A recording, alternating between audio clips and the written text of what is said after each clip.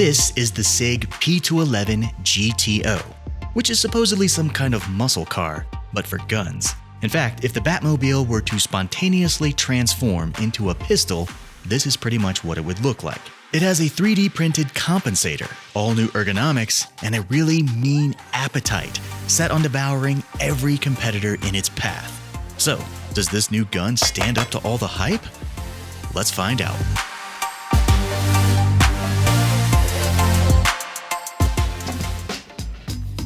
Ladies and gentlemen, welcome back to the show. Today we have a very special treat. This is the Sig P211 GTO. Now, I've been waiting a long time to get my hands on this gun. The GTO joins a huge roster of pistols that are all trying to make their mark in the 2011 space. This thing combines a lot of cool factor with a whole lot of innovation. But is it any good? And more important, is it worth the enormous price tag for a production gun? Well, my friends, we're not going to find out standing around here. So let's get started.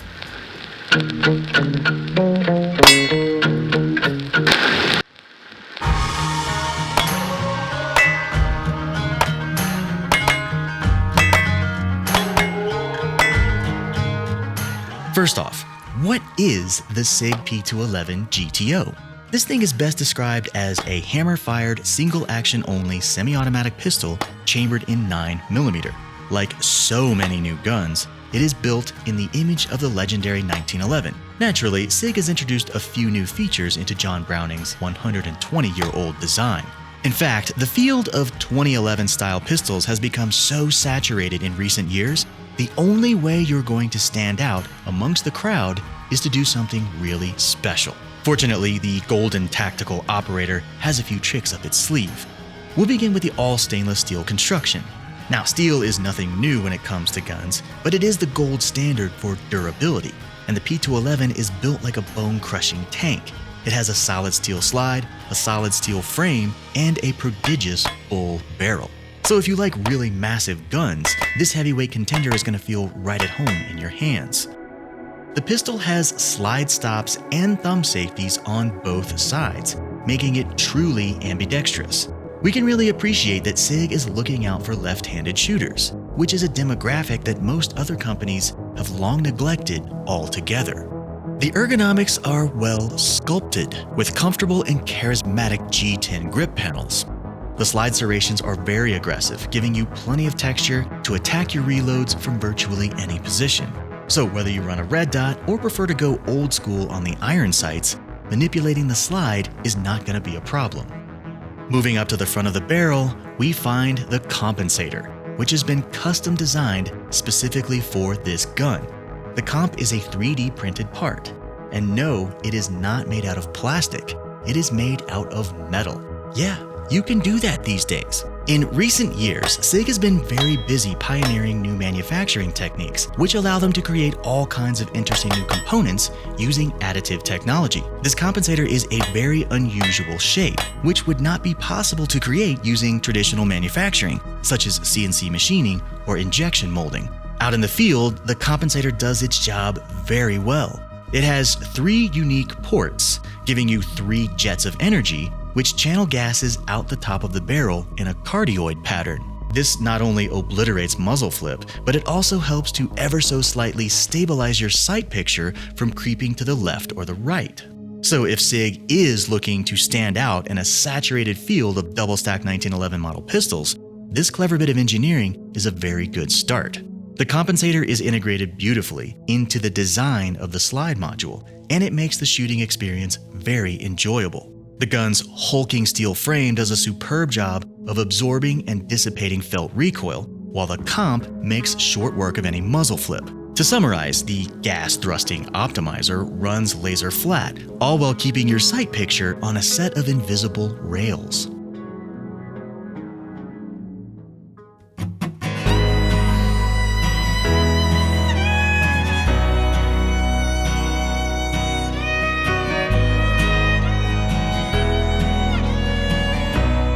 Clearly, the gun has a hungry appetite, which means we need to talk about how to feed this little monster. The GTO takes P320 magazines.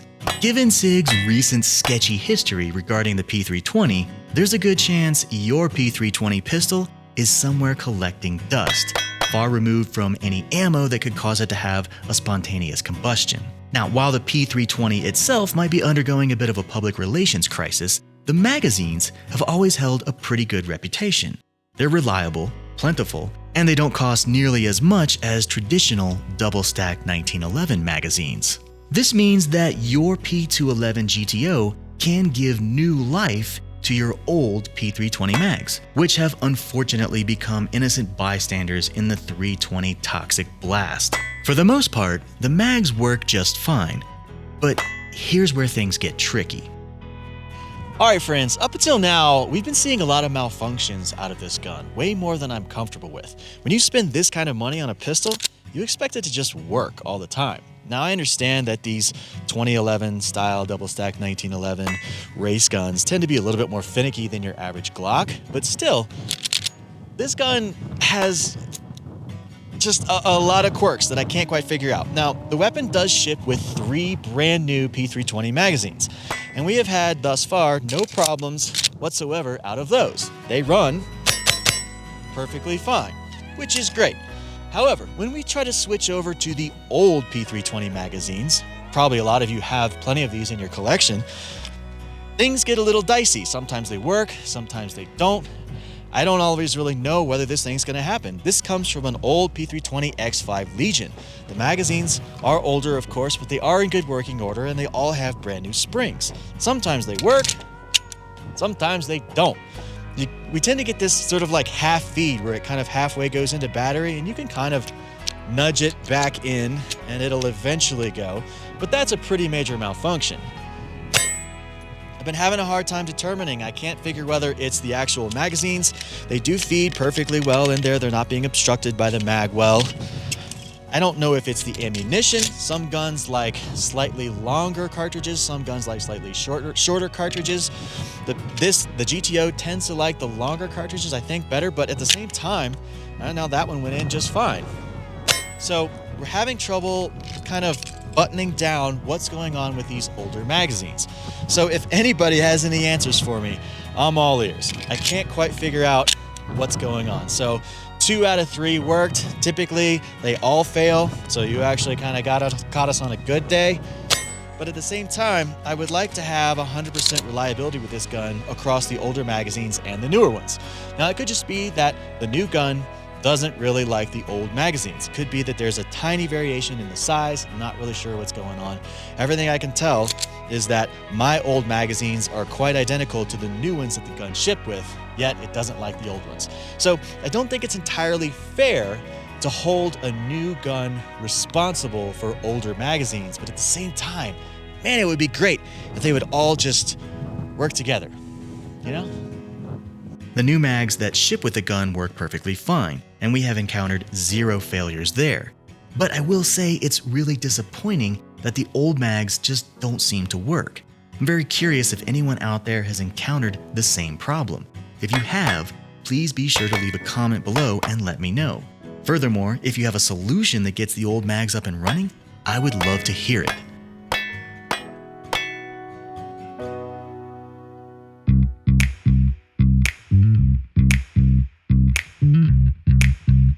If you are trying to make an informed decision on your next new piece of hardware, here are a few things you might want to know about the Sig Great Tasting option. Let's kick things off with nickels and dimes.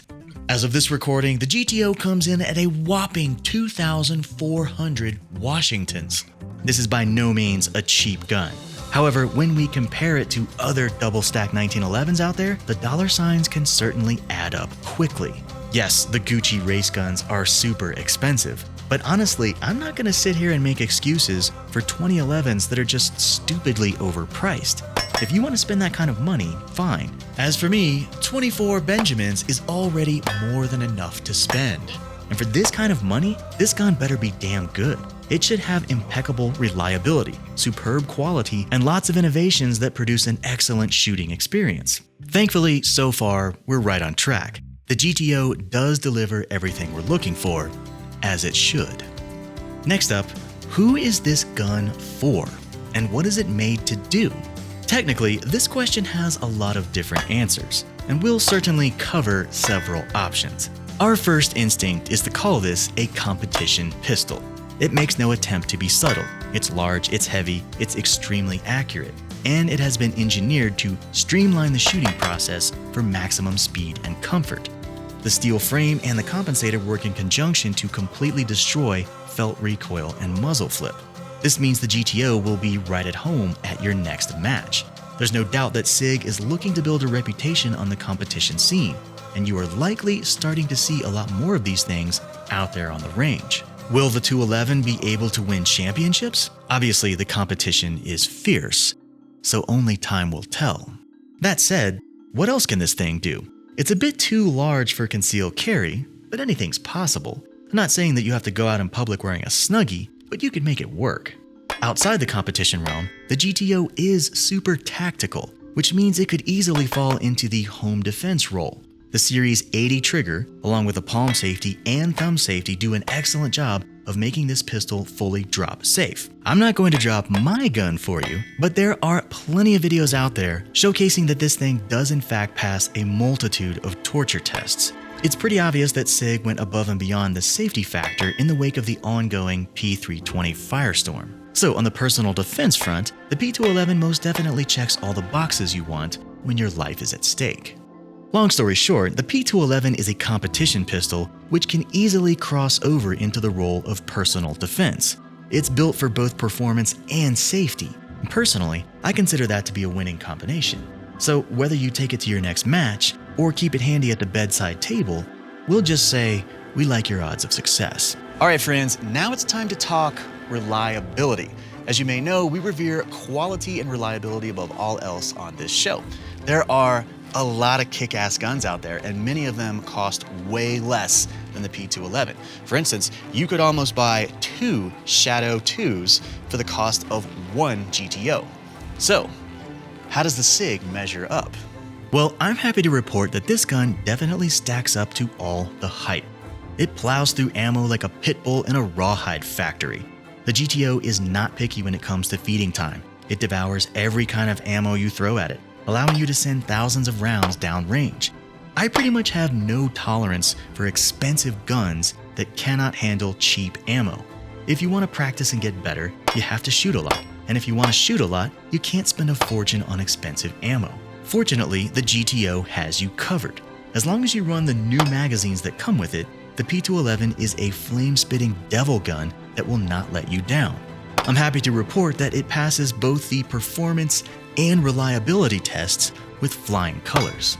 Alright, up until now we've been heaping praise onto the Golden Thunder Odyssey.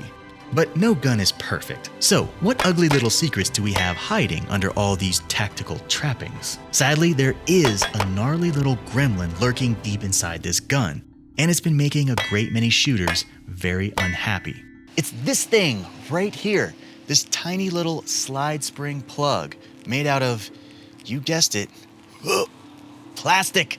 Sig built this entire gun out of stainless steel, which is virtually indestructible, only to insert an Achilles heel right inside the slide assembly. It is a single point of failure that will bring the entire thing to a crashing halt. Sig has basically placed this squishy little piece of plastic into the very tip of a raging hot jackhammer. Now, I'm no physicist, but I will put forth the hypothesis that this part has a 100% chance of failing. And when this chunk of plastic inevitably blows to pieces, your gun will no longer function.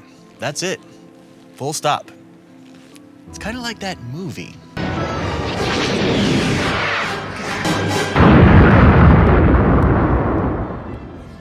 The internet has made a big stink about this plastic piece, and I was under the impression that Sig got the message.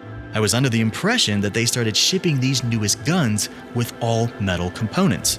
However, I was very disappointed to discover that my brand new P211 did in fact have this plastic piece. Thankfully, you can replace the squishy, guaranteed to fail and freeze up your gun piece of shit component with one that's actually made out of metal. Several companies are doing what Sig should have done in the first place. At the end of the day, this all seems like a lot of simoleons to pay for a gun, especially when the first thing you have to do is start replacing parts right off the bat. Hopefully, there's a lesson to be learned here. But probably not. In conclusion, is the Sig P211 a good gun? Yes, overall the grand theatrical ovation is pretty awesome. However, it does have a few quirks. The aforementioned plastic part is a colossal disappointment. Fortunately, you can fix that, even though Sig should have fixed it a long time ago. Moving on, the business with the old P320 magazines not working is a little discouraging. I'm hoping there's a solution out there that will help give new life to the old mags. Maybe it's a base plate, maybe it's a spring, I don't really know. All the same, I don't think it's fair to hold a brand new gun responsible for problems with old mags. So we'll let that one slide. I mean, I really like the gun a lot. Like, I have no regrets whatsoever picking this thing up. Yeah, it's got some weird stuff about it, you know, the mags, and then the little plastic plug. Replace that thing, get it out of your mind, create a no-fail system, and you'll have a good time. It's a really rad piece of hardware. I'm super happy with it, and I get more and more excited about it the more we shoot it. It's awesome. It's awesome. Cut. All in all, the Sig P211 GTO is a pretty badass piece of machinery. I think that anyone who takes this thing out on the range is going to be thoroughly impressed with it. It packs a lot of innovation into a brilliant shooting experience. And that's easily worth having a few skeletons in the closet. All right, ladies and gentlemen, as always, thank you so much for joining us. I certainly hope that you had fun on our little grand tactical operations adventure. Now, if you have any interesting stories about the Sig P211, please be sure to drop those in the comments below. I would love to hear from you. And if any of you know how to fix my magazines, please be sure to drop that in the comments below. I would love to hear from you. That's gonna do it for today's show. Please be sure to like and subscribe. We have a lot of cool new stuff coming up, and I don't want you to miss out. See you next time.